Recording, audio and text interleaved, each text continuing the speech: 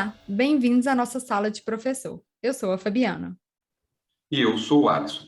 E a nossa convidada de hoje para a nossa sala de professor é Regina Silva. Regina é diretora pedagógica do Educacional, Ecossistema de Tecnologia e Inovação, especialista em soluções pedagógicas para as escolas. Regina, fale um pouco mais sobre você, por favor. Olá, boa tarde. Boa tarde, Alisson, Fabiana. Em primeiro lugar, eu quero agradecer a vocês a oportunidade de estar aqui nesse espaço tão importante de troca de experiências para professores, escolas, educadores. Acho muito importante a gente ter esse espaço para sempre poder divulgar novas ideias. Antes de falar sobre mim, eu gostaria de fazer uma audiodescrição para aqueles que não me ouvem. Eu sou uma mulher branca, tenho 58 anos, tenho cabelos castanhos e olhos castanhos também. Estou usando uma camisa, uma blusa laranja. Estou no meu quarto, que tem sido meu escritório desde março de 2020. Eu sou matemática, né, de formação. Minha formação é matemática. E eu atuo em educação há cerca de 30 anos, mais ou menos. Né?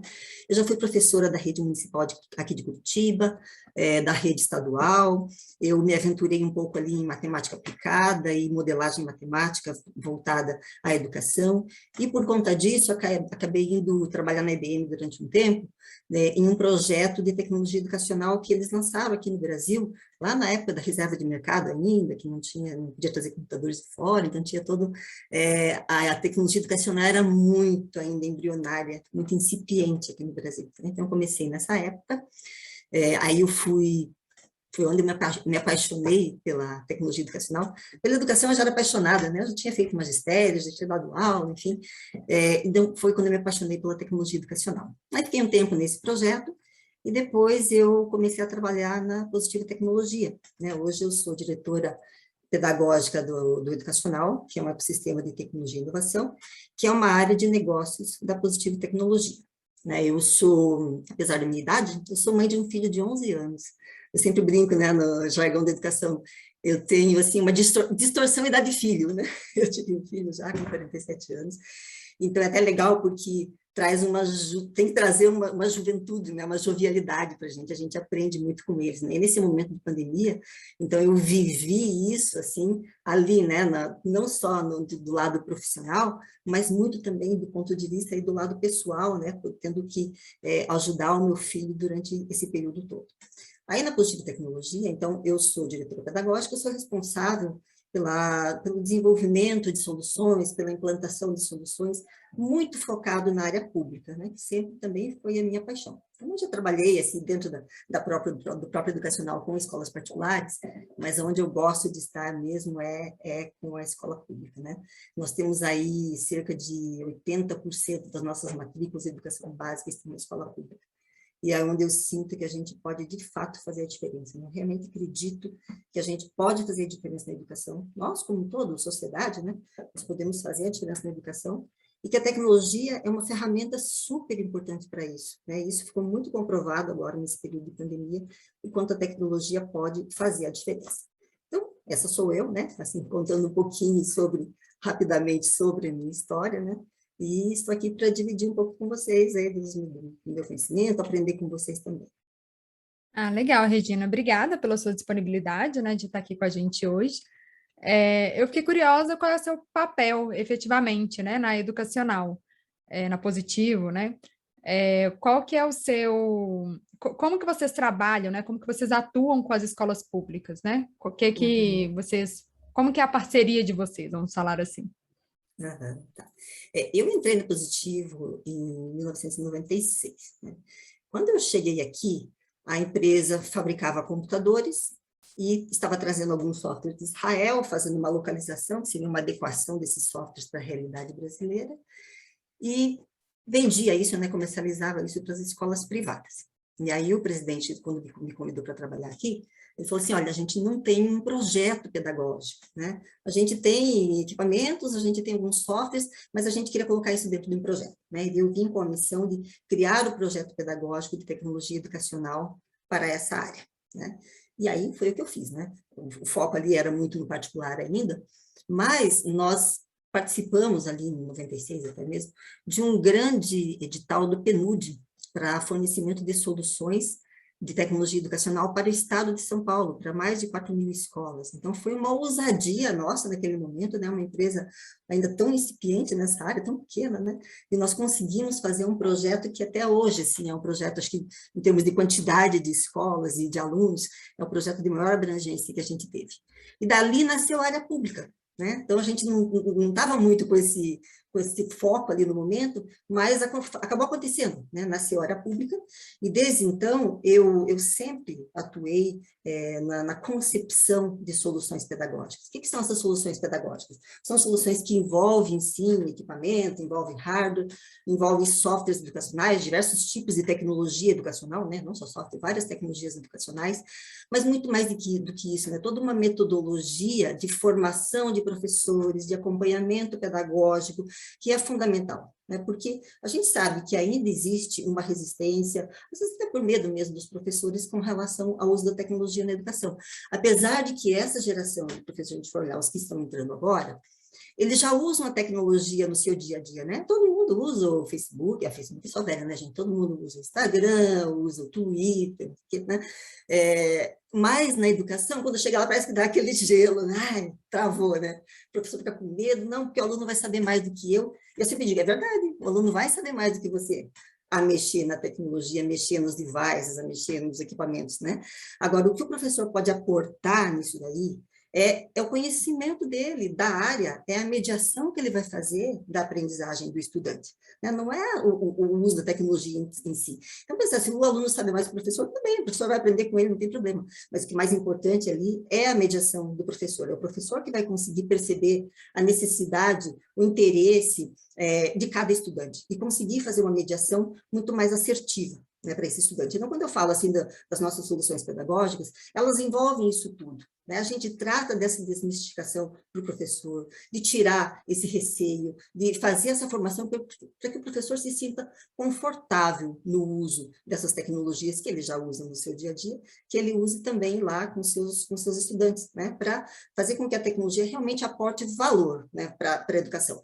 Eu entendo assim que a tecnologia ela traz um novo olhar sobre o conteúdo. Ela permite coisas que a gente não consegue só com o papel, com o quadro, com o livro didático, né? Você consegue trazer uma nova concepção, você consegue trazer, por exemplo, um vídeo, você pode trazer um simulador, você pode trazer um jogo, alguma coisa que vai fazer com que aquele aluno tenha uma percepção diferente daquele conceito, né? Então, com isso, a gente entende que o professor consegue atingir muito mais todos os alunos de acordo com a sua especificidade, de acordo com a sua necessidade. Então, na implantação dessas soluções, a gente foca muito nisso, sabe? Nessa formação e principalmente também no acompanhamento pedagógico. Não adianta você colocar um monte de solução lá dentro da escola, enche de hardware, enche de software, de aplicação, não sei o quê, faz uma formação inicial do professor e aí larga todo mundo lá e depois, né? Então, é no dia a dia que a gente consegue ver aonde estão as necessidades, aonde precisa fazer o ajuste no planejamento. Então, as soluções implantadas também, elas sempre têm esse viés desse acompanhamento, de pesquisa, de a gente ouvir o professor, a gente ouvir o estudante, ouvir a família do estudante, para ir fazendo esses ajustes que são necessários, né? Não existe nada estático, e cada vez menos, né? A gente está num mundo muito mais volátil, né? E é muito importante que esses percursos eles sejam sempre revisitados para fazer os ajustes necessários aí para que a gente tenha o resultado efetivo. Então, não sei se eu te respondi, Fabiana, mas assim, então a minha função na empresa tem sido essa, né? De pensar nessas soluções, de analisar a necessidade de cada um, conversando com uma Secretaria de Educação, porque não existe um projeto único para todo mundo, né? Vai depender muito daquela Secretaria de Educação, daquela escola, daquela escola particular, daquele município, qual o objetivo que ele tem. Aí a gente pensa, né, desenha junto qual é uma solução que pode ser uma solução mais adequada para a necessidade dele. Muito legal, Regina, muito legal ver que existe, né, uma preocupação com o projeto pedagógico, né, que não é a tecnologia por si só, essa preocupação de agregar valor para a formação do professor. Muito legal a gente ouvir, né, isso de vocês. Abrindo um parênteses rápido, né, você falou que tem filha de 11 anos, né, que você foi mãe fora de época. Aqui em casa também nós somos fora de época, viu? Eu tenho uma filha de 11 anos e um filho de 6. Então, aqui também nós Então temos você filhos fora entende de bem. época. Entendo Tem um bem. amigo meu que dizia, para mim, existe uma gravidez precoce e existe a pós-coce, né? Então, As duas aqui em casa foram assim, né? Foram bem já. Tanto é que que tem gente legal, até que que legal. estranha, né? Tem muita gente que estranha isso. Às vezes Mas perguntam, mas é seu neto? eu ainda não passei por isso ainda não, ainda Não, bem. eu já passei muitas vezes por isso, né? Ninguém me perguntou ainda não. Mas Mas faz parte, né, gente? Acho que é bom a gente leva com leveza, com bom humor, isso faz parte com da bom gente. humor, claro. E filho é muito bom, né? Rejuvenesce a gente, né? Então, Ah, muito, muito. o pessoal fala que filho envelhece, eu, na verdade, fiquei mais novo uns 10 anos depois que eu tive os meus, né? Mas, É, enfim. claro. E a gente tem que estar bem para eles, né? Você tem que pensar no futuro, tem que estar saudável, né? Eu, pelo menos, começo a se cuidar mais, né? Vou cuidar da alimentação. Até eu vi, assim, já que a gente entrou a falar em filho, eu vou falar, né? Uma vez eu li, né, quando eu ia ter meu filho, que a única vantagem para o filho de ter pais velhos é a alimentação. Que é melhor do que quando os pais são jovens. E é verdade, né? A gente começa a se cuidar mais da família. Né? Tem que dar exemplo, né? Tem que dar exemplo e estar aqui mais tempo também com eles. Né? É verdade. Bom, Regina, mais uma pauta que nós traçamos hoje para esse nosso bate-papo é o desnivelamento. Né? O desnivelamento educacional que existe no Brasil, né? Isso ficou mais evidente ainda com a pandemia, que evidenciou, né? Tornou totalmente visível a desigualdade que tem no nosso país. E essa desigualdade ela não fica só no social, né? Vai para a educação, vai para todos os locais, certo? E o que você vê dessa desigualdade? De onde que ela vem? Quais são as consequências que nós temos dessa desigualdade, desse desnivelamento educacional? Você falou muito bem, né, Alisson? Essa desigualdade ela é histórica, né? Ela já vem de muito tempo. Né? Nós tivemos durante muitos séculos aí a escola pré-elite, a universalização do ensino aqui no Brasil, ela é relativamente recente, né? Dados aí mostram que a gente estava né, antes da pandemia com cerca de 97% dos estudantes dentro da escola, sendo que 88%, né, como eu já falei antes, dentro da escola pública. E a gente sabe que existe um desnível social e econômico entre a realidade de um estudante de escola particular e um estudante da escola pública. Né? Com a pandemia, isso com certeza veio a agravar muito. Né? A gente sabe, tem ouvido, né, são muitas informações, são muitos dados, muitas pesquisas que a gente nem dá conta de interiorizar tudo aquilo, né, de absorver a quantidade de informações de pesquisas que tem aparecido. Mas tem aparecido um monte de pesquisas, né, eu até peguei uns dados aqui que eu vou ler, porque eu não consegui guardar, né, mas, assim, por exemplo, um levantamento da ONU e Todos pela Educação aponta que 40,8% das crianças brasileiras entre 6 e 7 anos não sabiam ler ou escrever ao final de 2001. Bem, foram 2 anos sem escola, né? O aluno que começou o primeiro ano em 2020 e terminou em 2021, ele praticamente não teve escola, né? Pesquisas do Datafolha, Itaú Social, Fundação Lema, essa eu fiquei achando triste, assim, 94% das crianças estudantes estão com alteração de comportamento, 34% estão desinteressados, eu acho até que deve ser mais, né?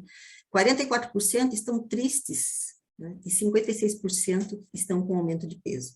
Saiu agora recentemente da Datafolha, né, que 76% das crianças em fase de alfabetização precisarão de reforço no retorno presencial. 2 em cada 10 estudantes correm o risco de deixar a escola. Nós sabemos que foi muito difícil a pandemia para todo mundo. Foi muito difícil do ponto de vista sanitário, foi muito difícil do ponto de vista das famílias, mas a educação, ela foi muito afetada, né? O Brasil foi um país que ficou com as escolas mais tempo fechadas durante a pandemia. Isso tem reflexos, tem estudos que dizem que de 10 a 20 anos para a gente conseguir recuperar essas defasagens, e que há uma necessidade de fazer uma recomposição das aprendizagens que não foram possíveis fazer durante esse período. De novo, assim, fazendo um contraponto aqui com a minha casa, né? Até falei do meu filho tem 11 anos, estuda numa escola particular, é filho único, então ele tinha um computador dele, com uma internet de boa qualidade, uma mãe educadora para fazer a mediação de toda a atividade dessa criança durante esse período, né? A mãe trabalhando também no home office e acumulando as funções de casa e tal. Pessoalmente, foi muito difícil, para mim foi muito difícil. Né? Agora, eu me coloco no lugar das outras famílias, das famílias mais vulneráveis, que tem, às vezes, mais de um filho, muitas vezes, né? Mais de um filho, que como é que vai colocar todas essas crianças assistindo uma aula remota? Não tem equipamento, não tem internet para acesso. Os pais não conseguem fazer uma mediação por vários motivos, ou porque estão trabalhando fora, né, buscando o sustento da família, deixa essa criança, muitas vezes, essa criança fica, às vezes, lá na rua, na vizinhança, sofrendo, a gente ouviu muito falar sobre isso, né, insegurança alimentar, inclusive, porque muitas dessas crianças faziam a sua principal refeição lá dentro da escola.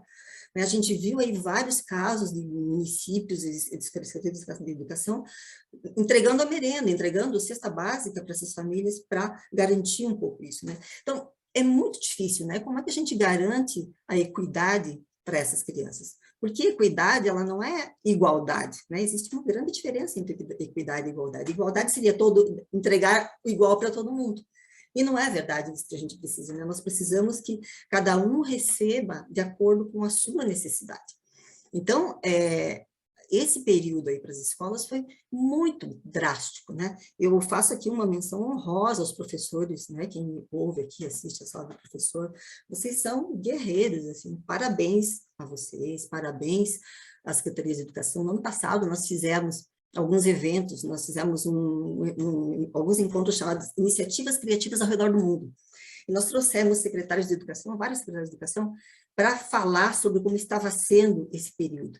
E assim ficou muito claro, a gente viu o quanto estava todo mundo se desdobrando, fazendo, usando o TV Escola, usando o centro de mídias, usando aplicativos, o WhatsApp, né, os professores falando com os alunos pelo WhatsApp, mandando material impresso para aqueles que não tinham, fazendo uma busca ativa mesmo daquele estudante que não tinha ido buscar nem o material impresso, e às vezes ia buscar o material, mas ia até mais por causa da alimentação do que do material em si. Então, é impossível que não tenha aumentado esse fosso, essa desigualdade, que é uma desigualdade tecnológica também, que ficou muito, muito latente aqui, né, muito claro, mas que aprofunda um fosso social muito grande também. Né? A gente está falando muito aí de automação, indústria 4.0, educação 4.0, muitos postos de trabalho vão deixar de existir, né? Nós vamos ter novos. Só que esses novos que vão passar a existir, eles vão demandar uma qualificação muito mais complexa, né? E só quem estiver mais preparado vai conseguir dominar o robô, ao invés de ser dominado por ele, né? Nós não queremos que nossos estudantes sejam dominados pelas máquinas, nós queremos que eles dominem as máquinas. Então, acho até difícil dizer, né? O que a gente faz numa situação como essa, né? Como é que a gente consegue transpor esse fosso? Porque falar, todo mundo tem falado, né? Mas a gente tem que pensar em alternativas de como transpor esse fosso. Regina, quando você foi falando de equidade e igualdade, eu lembrei, não sei se você conhece essa imagem, vou até postar depois lá no Instagram, que tem duas pessoas querendo ver acima do muro, né? Aí eles mostram assim, as pessoas são de alturas diferentes, né? Então, uma coisa é você colocar o mesmo bloco, não vai dar para as duas pessoas, né? Mas se você coloca mais bloquinhos, mais caixinhas, né? Para quem é mais baixo, as duas pessoas enxergam, né? Então, mostra bem essa diferença que você falou aí, né? Que pessoas diferentes precisam de soluções diferentes, né? Você comentou isso na sua fala anterior também, né? E a gente pode também trazer para o que você tem falado, né? Mari, só vou emendar uma pergunta. Falei que eu ia só comentar. Eu conheço essa imagem que você falou, e eu amo essa imagem que você falou, porque ela deixa muito claro isso, né? Cada um de acordo com a sua necessidade. E aí a gente estava falando a questão, você falou a questão assim de recuperar o conteúdo, né? Que você viu numa reportagem que vai demorar anos, né, para recuperar, nossas escolas ficaram muito fechadas. Mas ao mesmo tempo eu vi um texto seu, acho que foi da época de 2020 mesmo. Você falou que os professores vão ter que mudar, né? Porque eles vão ter que valorizar mais as relações interpessoais. Então, a gente está no momento que perdeu o conteúdo, mas ao mesmo tempo, você mesmo trouxe esse dado que os alunos estão tristes, motivados. E aí, né? Como é que a gente equilibra isso nessa volta às aulas? Uhum. É verdade, né? Isso é totalmente verdade, porque esses estudantes estão voltando com uma série de dúvidas, né? Pensando assim, será que eu aprendi o que deveria ter aprendido? Será que acho que dúvidas assim, será que eu vou encontrar nos meus colegas? Será que eles ainda vão gostar de mim? E muitos ainda estão voltando tendo perdido algum familiar, né, tendo passado por situações, às vezes, de perda de emprego de algum dos pais ou do responsável. Então, estão voltando muito vulneráveis emocionalmente. Então, além de dar conta, de ter que dar conta dessa recomposição de aprendizagem, os professores terão que ser um pouco psicólogos, né? Um pouco muito, né? Psicólogos, entendendo realmente o momento de cada um, como fazer esse acolhimento nesse momento, entendendo que essas crianças, esses estudantes passaram por essas situações tão difíceis nesse momento, né? Então, tem que pensar, assim, no conteúdo, né? Tem que pensar na recomposição das aprendizagens, tem que pensar num currículo adaptado, adequado, né? Porque não dá para a gente manter exatamente o currículo da mesma forma que ele vinha, então tem que pensar nesse currículo, tem que ter o currículo contínuo, né? Que é voltando sempre, retomando, principalmente as coisas que são mais importantes, os pré-requisitos que ficaram para trás, mas essa questão do acolhimento, do olho no olho é fundamental, né? As crianças, os dados mostram, né? As crianças ficaram tristes durante a pandemia, as crianças aumentaram peso durante a pandemia, porque não foram para a escola, porque não tinham os amigos para brincar, muita gente ficou preso dentro de casa, dentro do apartamento, né? Muita gente no apartamento. Então, tem que ter esse acolhimento, né? Ouvir esse estudante e fazer uma mediação não só da aprendizagem, mas da vida, né? Você falou nesse dado da criança triste, né, ele deve ser bem, talvez até maior mesmo, né? Porque as crianças perderam o contato social, Uhum. né? Perderam completamente o contato social, perderam completamente a interação com os colegas da idade, né? Você percebeu isso na sua casa, eu percebi isso na minha casa, e toda a família percebeu em maior ou menor grau isso. E quando a gente fala aí de criança, até criança mesmo, né, na idade ali de 12 anos para trás, a interação social é fundamental para o desenvolvimento do aprendizado, do processo de ensino e aprendizagem como um todo, faz parte do aprendizado dele. Eu fico pensando em outras consequências que a gente pode ter disso, né? De o menino ser mais isolado, ser mais quieto, ser mais retraído, porque não viveu ali durante um tempo essa interação que é tão sadia, né? Ele aprende com os pares, né? É fundamental essa aprendizagem com os pares, porque cada um leva de casa a sua cultura, né? A cultura daquela família. E às vezes, quando é o caso do filho único, por exemplo, né?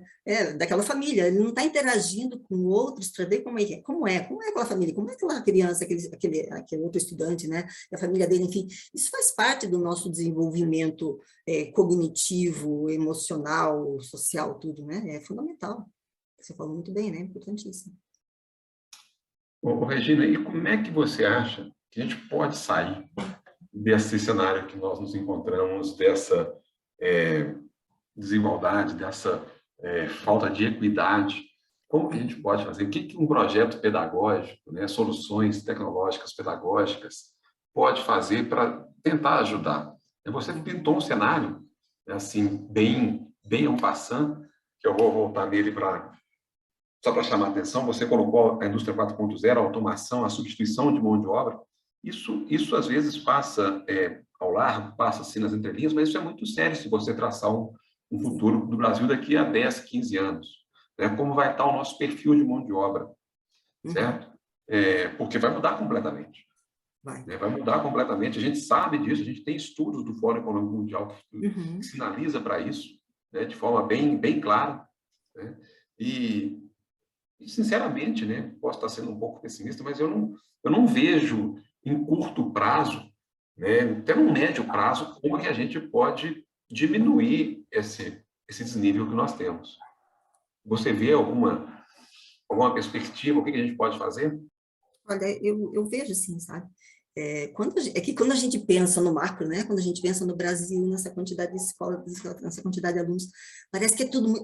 parece não, né? É tudo muito gigantesco e dá aquela meio que congelada na gente, né? Nossa, como é que eu movo isso tudo para conseguir fazer alguma mudança? Mas eu entendo, assim, que a mudança ela tem que começar pequena. Ela tem que começar lá no chão da sala de aula. Ela tem que começar com aquele professor que quer fazer a diferença na vida do seu aluno. Ela tem que começar, aquela escola tem que pensar como é que ela vai atuar, e não sempre ficar esperando que venha uma ordem da Secretaria de Educação, ou do MEC, ou de Deus, né? Que venha uma ordem superior de como as coisas vão se organizar. Depende da ação de cada um, né? Cada um tem o seu papel. Então, quando os professores se percebem disso, que eles têm esse papel, eles fazem a diferença. A gente vê depoimentos de professores que fazem uma diferença enorme na vida dos seus estudantes. Então, claro que se não for pensar tão só em formiguinha, vai ser difícil chegar nessa mudança, né, em garantir essa equidade, mas é que tem que começar, né? Eu assim, vou falar aqui agora do ponto de vista de tecnologia, né, que é onde a gente trabalha. Nós trabalhamos com tecnologia educacional, né, e nós não acreditamos e temos dados que comprovam que a tecnologia realmente pode fazer a diferença na aprendizagem do estudante, né? As nossas tecnologias, tem vários tipos de tecnologia, temos tecnologia adaptativa, temos tecnologia para educação 4.0, temos tecnologia de robótica, temos tecnologia de aulas híbridas, uma série de tecnologias, né?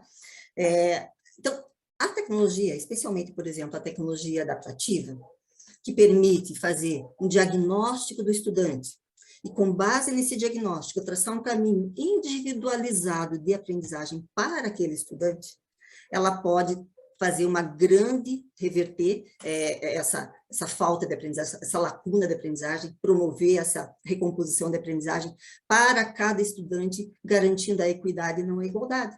Porque aí cada um vai seguindo o seu caminho de acordo com o que é inteligência. Aqui nós temos que saber usar a inteligência que eu falo é inteligência artificial, né?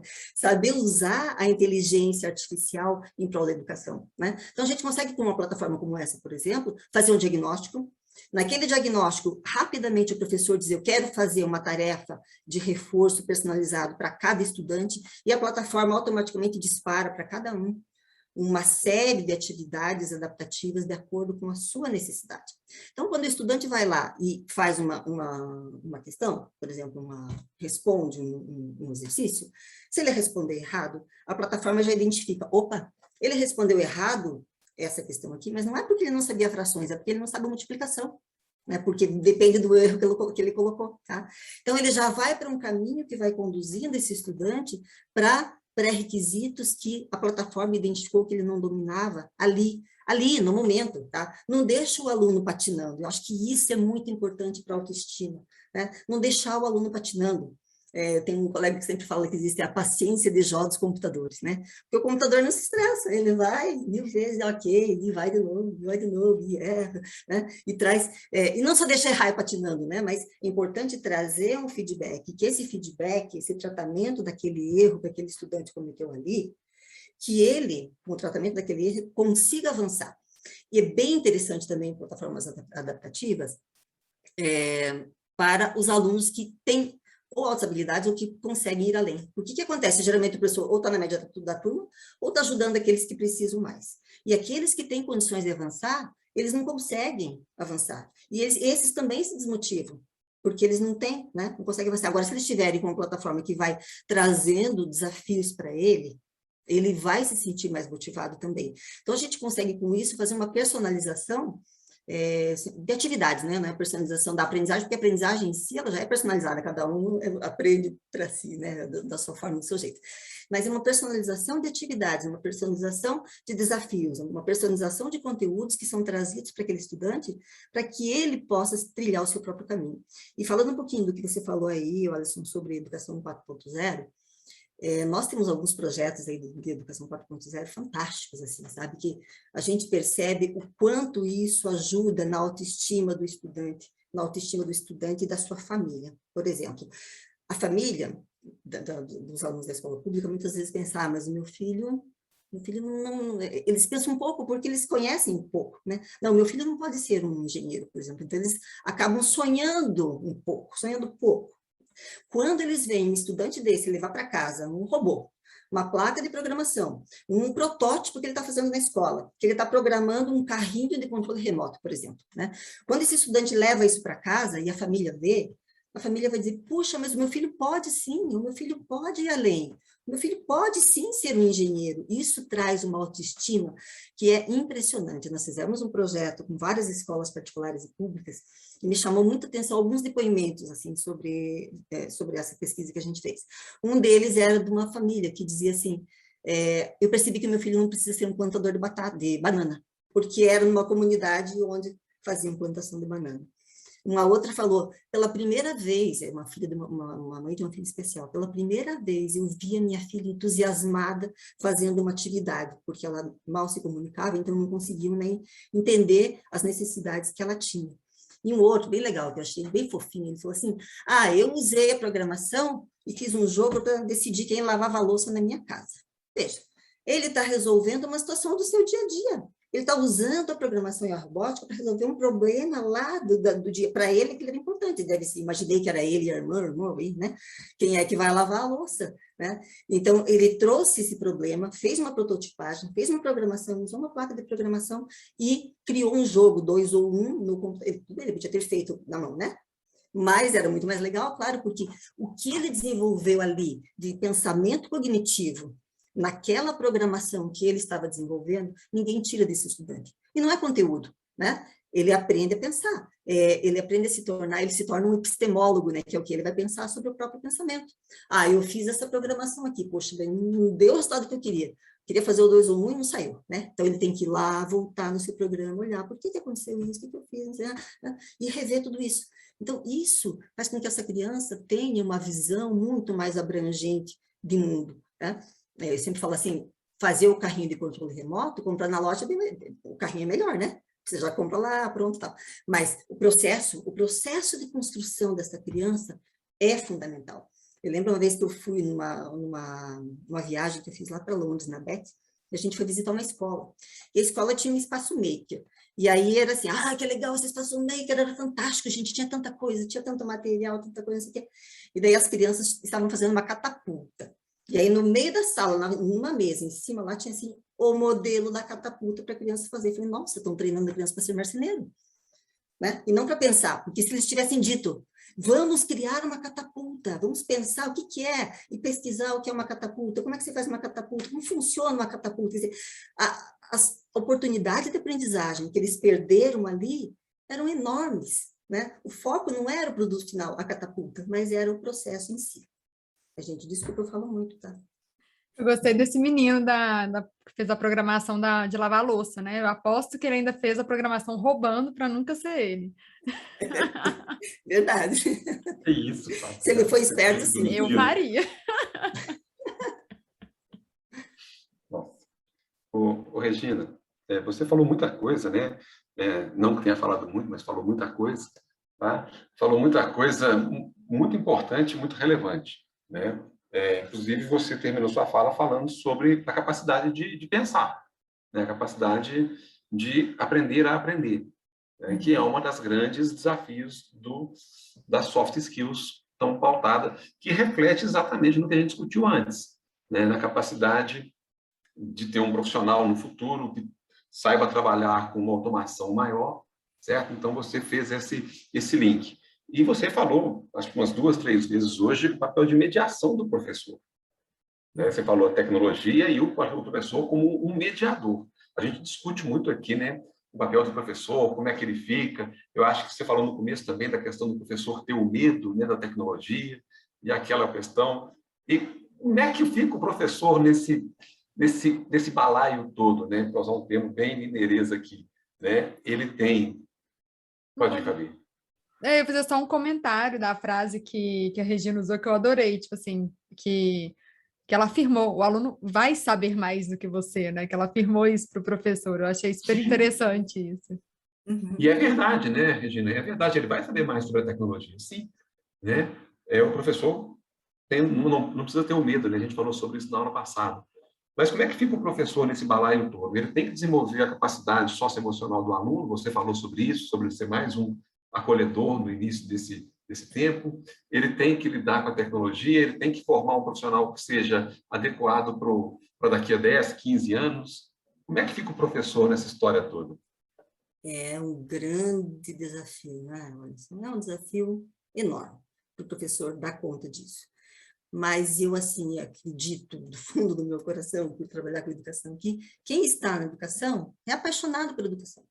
Né? Os professores querem fazer a diferença. A gente vê isso cada vez mais acontecendo. Então, vai ser difícil? É mais difícil?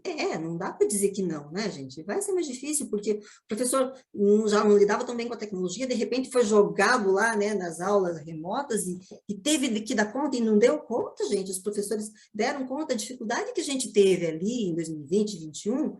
Não foi por conta tanto dos professores, foi mais por conta da infraestrutura, foi mais por conta da estrutura familiar, dos alunos não tiveram acesso, não é porque o professor não estava lá dando aula, né? Ou porque não mandaram material, enfim, mas é porque não tinha tanto acesso à estrutura. Então, os professores se reinventaram nessa pandemia.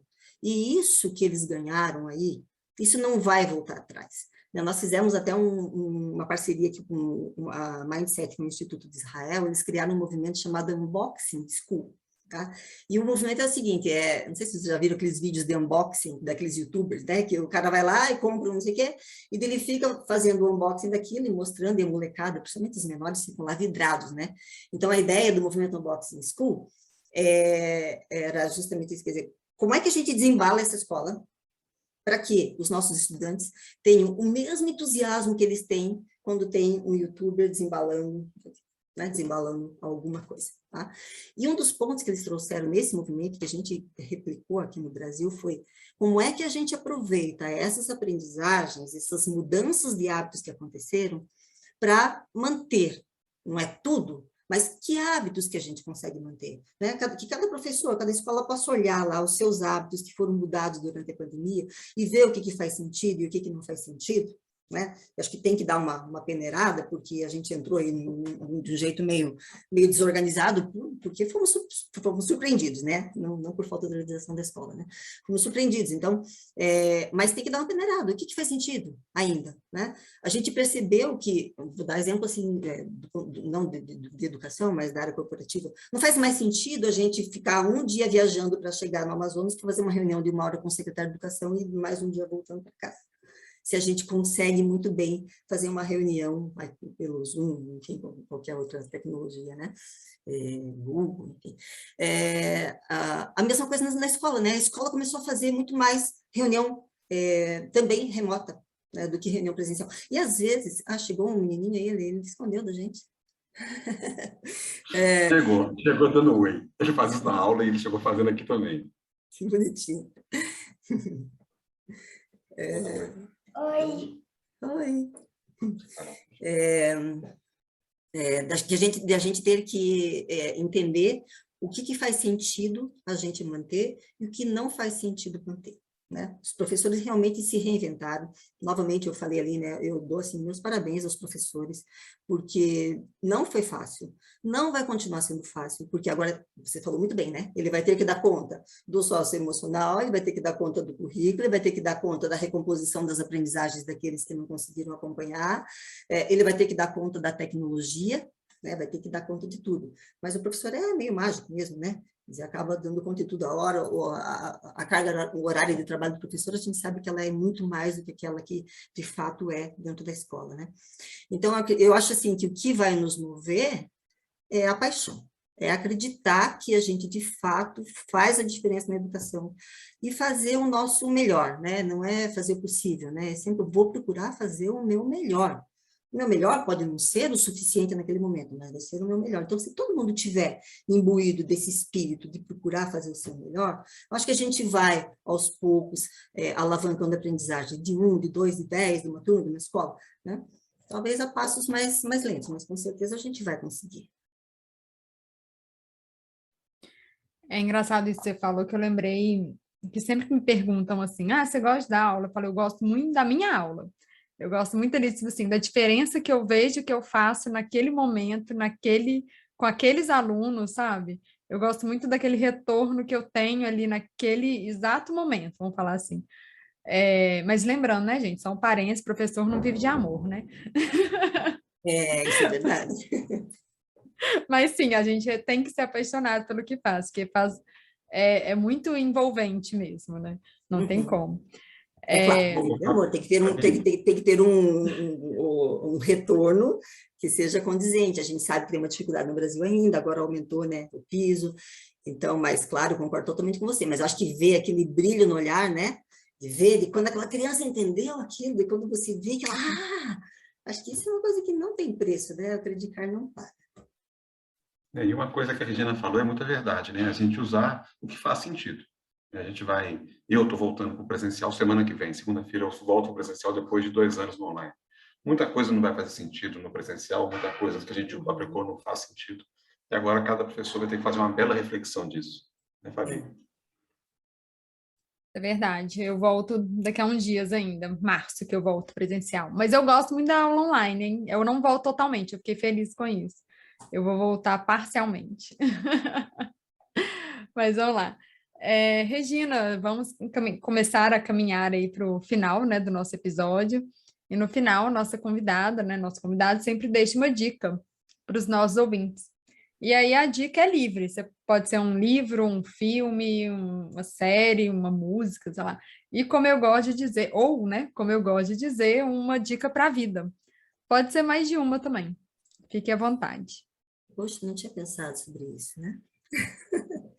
Bom, eu vou puxar a sardinha, então, para o nosso lado aqui, né? A dica que eu vou deixar é uma solução nossa aqui, do educacional, que é o Aprimora. Tá? O Aprimora é uma tecnologia educacional, um ecossistema adaptativo de aprendizagem de língua portuguesa e matemática, que ele foi desenvolvido com base nos descritores que são avaliados na Prova Brasil, ele está todo em consonância com a BNCC, e ele tem isso que eu falei antes, né, que é você conseguir traçar um caminho individual de aprendizagem para cada estudante, utilizando a inteligência artificial ao nosso favor, né, para garantir um pouco da equidade e da recomposição das aprendizagens perdidas. Então, a minha dica aqui seria sobre essa nossa solução. Uma dica para a vida, acho que é viver, né? Parece meio óbvio, né? Mas a principal dica para a vida é viver, né?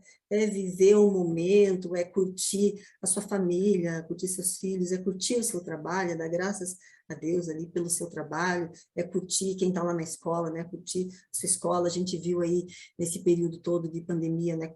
Quantas famílias foram destruídas. Então, eu acho que é a dica principal que eu procuro colocar também é viver a cada dia, procurando fazer sempre o seu melhor, porque a recompensa, ela vem de várias formas, mas vem. Né? É importantíssima essa dica, na verdade, né? A gente acaba, às vezes, esquecendo de viver o presente, né? Uhum. Isso é importante mesmo.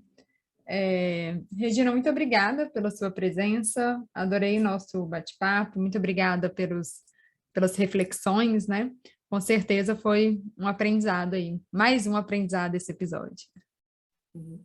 Eu que agradeço você, Fabiana, Alisson, pela oportunidade também de estar aqui falando um pouco sobre mim, sobre o meu trabalho, sobre o trabalho aqui do educacional. Acho que é um momento bastante rico de troca de experiências. Agradeço muito esse espaço que vocês abriram aqui para a gente estar aqui conversando. Regina, foi um prazer enorme te receber aqui na nossa sala. Uma honra para nós, um papo muito gostoso. Agradeço também ao pessoal da assessoria de imprensa que fez essa intermediação, né, que está aqui com a gente também. Tá? Agradeço a todos vocês. Muito obrigado